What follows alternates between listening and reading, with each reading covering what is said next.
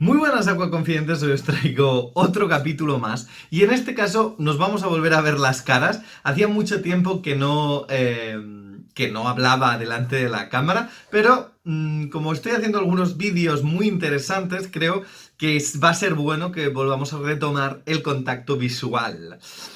Hoy vamos a hablar de algo que a mí me ha apasionado descubrir y espero que a vosotros también. Es algo que poca gente conoce, es algo que está poco documentado y es algo que no hay casi información, más allá de un pequeño documental, sobre este tema.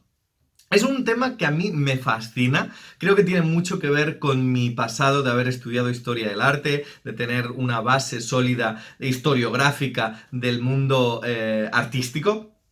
Y creo que es algo que cuando me lo explicaron me hizo estallar totalmente la mente.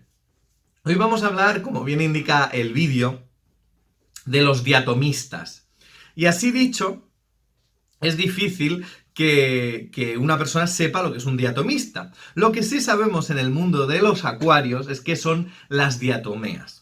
Los diatomistas, para que os hagáis una idea, es un oficio, entre comillas, que se popularizó en la época victoriana. Recordad que la época victoriana es entre 1830, más o menos, porque las épocas no son exactamente, empiezan un año y acaban un año, sino más o menos sobre el 1830, siglo XIX, a 1900, más o menos, 1900, principios del siglo XX. En esta época surgió una serie de, yo no lo catalogaría como artesanos, es un oficio, que eran los diatomistas. ¿Qué son los diatomistas? Sabemos por el mundo de los acuarios que son las diatomeas. Sabemos que son unas algas, sabemos que estas algas que son unicelulares forman parte del fitoplancton, que existen en unos 200 géneros diferentes en la historia del planeta de diatomeas, y además existen entre especies de diatomeas extintas y especies actuales unas 20.000 especies diferentes. Esto les da a esta familia de algas unicelulares una connotación muy especial, y es que es el grupo más numeroso de algas que existe. Para que os hagáis una idea, normalmente podemos indicar que hay unas 20.000 especies de diatomeas entre las extintas y las actuales. Pues para que os hagáis una idea, el mundo de los peces tiene 31.153 más o menos especies de peces, es decir, están ahí, es uno de los géneros donde hay más cantidad.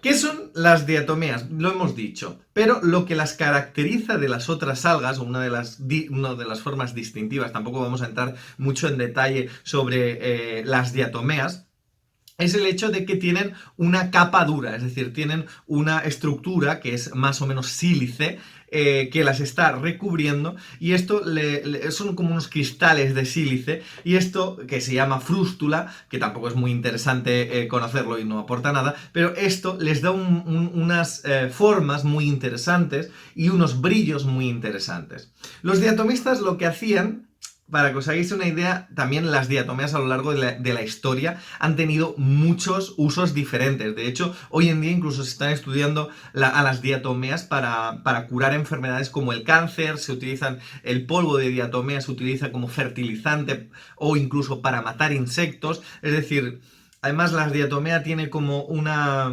reproducción sexual y asexual. Es increíble la de usos que pueden tener las algas diatomeas que nosotros queremos erradicar de nuestros acuarios. Pero vamos a centrarnos en el tema de los diatomistas. El diatomista era sencillamente una persona, un oficio, un señor, que lo que hacía era, a través de un microscopio, seleccionaba cada una de esas micro algas unicelulares, las clasificaba según formas y luego posteriormente hacía un cuadro con ellas que vendía a la nobleza de la época. A mí me parece esta idea increíblemente fascinante. De hecho, cuando la descubrí, fue un compañero del trabajo que me hizo este apunte. Dije, ¿cómo no he podido yo conocer esto hasta ahora? Decir que esto que acabo de explicar así, es decir, un señor que coge un microscopio, coge una muestra de agua de un estanque, la mira a través del microscopio y empieza a seleccionar aquellas diatomeas que tiene la forma indicada para la composición que él tiene en mente, normalmente son composiciones geométricas, muy influenciados, yo creo, incluso sin conocerlo, este autor, a Damien Hirst, en su obra de mariposas. Podéis mirarlo, Damien Hirst es un artista contemporáneo que lo que hace es, tiene muchas obras, entre ellas pues Tiburones en Formol, ya hemos hablado creo que en un par de vídeos de este artista contemporáneo, pero tiene una serie que se llama, Butterflies o no sé qué, que son como composiciones geométricas a partir de alas de mariposa. Esto también es muy interesante porque también existen unos personajes a lo largo de la historia que también hacen composiciones también microscópicas a partir de alas de coleópteros, de mosquitos, de dípteros, etcétera, etcétera, etcétera. Vamos a centrarnos con los diatomistas y luego, si hay un caso en otro vídeo, podemos profundizar sobre otros personajes. El diatomista lo que hacía era, en primer lugar, tener una composición en su cabeza, una composición geométrica, repetitiva, que son estas cosas que estáis viendo ahora mismo en pantalla, y lo que hacía era coger las diatomeas, recordar que la diatomea es una alga unicelular microscópica, a través del microscopio lo que hacía era, muchas veces se utilizaba, por ejemplo, las pestañas de algunos animales para poder con ese hilito fino poder ir separando las diferentes algas, ir poniéndolas aparte y ir seleccionando, estriando, cribando las algas que iban a utilizarse y las que no. Y luego, a partir de aquí, bueno, se han utilizado muchas cosas, a lo largo de la historia, desde pestañas de cerdo, púas astillas de púas de puercoespín, pelos de tejón, incluso en algunos momentos de la época victoriana se utilizan los bigotes de tigre. Entonces esto normalmente se utilizaba, se ponía fijo el bigote en lo que normalmente en los microscopios, si alguna vez hemos utilizado un microscopio, tenemos como una especie de ruedas que lo que hacen es moverse muy suavemente, muy levemente, porque evidentemente dentro del microscopio, si lo movemos rápido, desaparece en pantalla lo que estamos haciendo. Entonces tienen como unas ruedas muy suaves con las cuales se va moviendo y tú puedes ir acercándote o moviéndolo hacia la derecha o hacia la izquierda. Entonces se ataba a un sistema fijo, eso, y lo que hacías no era mover la placa de Petri, sino lo que se hacía la placa de Petri es el cristal donde se pone la muestra de agua, sino lo que hacía era mover ese bigote, esa pestaña de cerdo, y con eso poco a poco íbamos seleccionando. Esto, que a priori así contado parece algo surrealista, se hacía y tenía muchísimo éxito en la época victoriana. Evidentemente, este oficio no lo realizaba cualquiera. Yo me atrevería a decir, por lo que he leído, lo que he estado haciendo búsquedas en bibliotecas, etcétera, podemos decir que los diatomistas se podían contar prácticamente con los dedos de la mano a nivel mundial, porque es una técnica, primero, que es exasperante, es decir, cualquiera lo puede intentar en casa si tiene un microscopio, de empezar a separar algas o células de un sitio e intentar luego recomponerlas en una composición de cuadro. O sea, es una locura a nivel de trabajo, y luego también requiere de una técnica, unos procesos, una paciencia en general que no estaba al alcance de cualquier persona. De hecho, también los diatomistas en la época estaban muy bien pagados. Los diatomistas tenían un acceso a la alta burguesía, a los reyes, a los príncipes de la época victoriana, tanto la corte inglesa, etcétera, que lo que hacían era, evidentemente, daban una pequeña placa de Petri que no se veía nada a simple vista, y cuando estas señoras llegaban a su palacio, lo que hacían era ponerlo en el microscopio, y ahí es donde se descubría, de una forma muy mágica, se descubría lo que había en la placa de Petri, ¿no?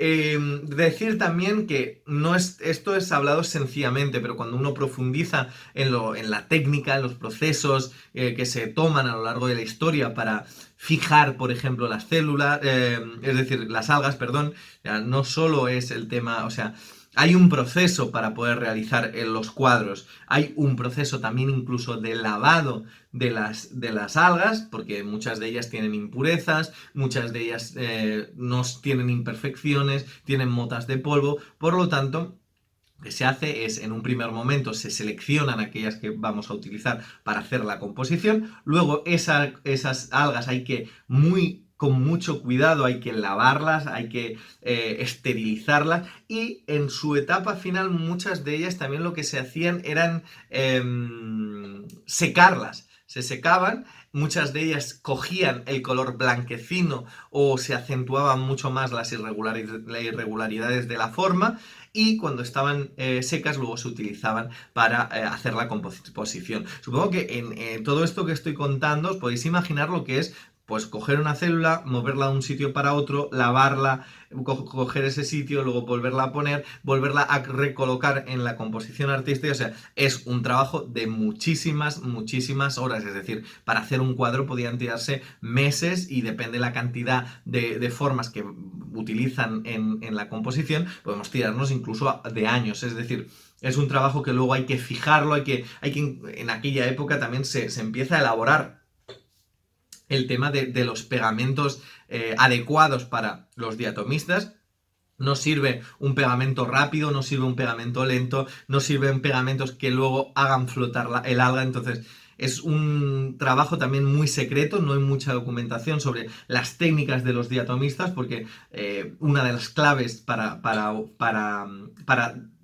marcar la diferencia dentro del mundo de los diatomistas era el hecho de tener un buen pegamento fijador, que era lo que esa pócima, en la cual algunos diatomistas no querían revelar cómo hacían el pegamento, era lo que a veces marcaba la diferencia entre un buen diatomista y un mal diatomista. Realmente son muchas horas de destreza. A día de hoy solo hay en el planeta un diatomista, Klaus Kemp, y para mí es increíble lo que ha hecho. Se ha utilizado mucha de su obra también en temas científicos, porque al tú tener claramente una paleta de diatomeas bien iluminada, bien limpia y bien clasificada, a veces también a los biólogos les puede facilitar muchísimo el tema de, taxonomía, de cambiar algas de un género a otro. Es decir, hay increíbles composiciones de Klaus Kemp que podemos ver. Klaus Kemp está vivo, o sea, se puede recurrir a él y además es increíble. Para mí es fascinante, para mí es un tema que podemos estar aquí hablando y profundizando muchísimo.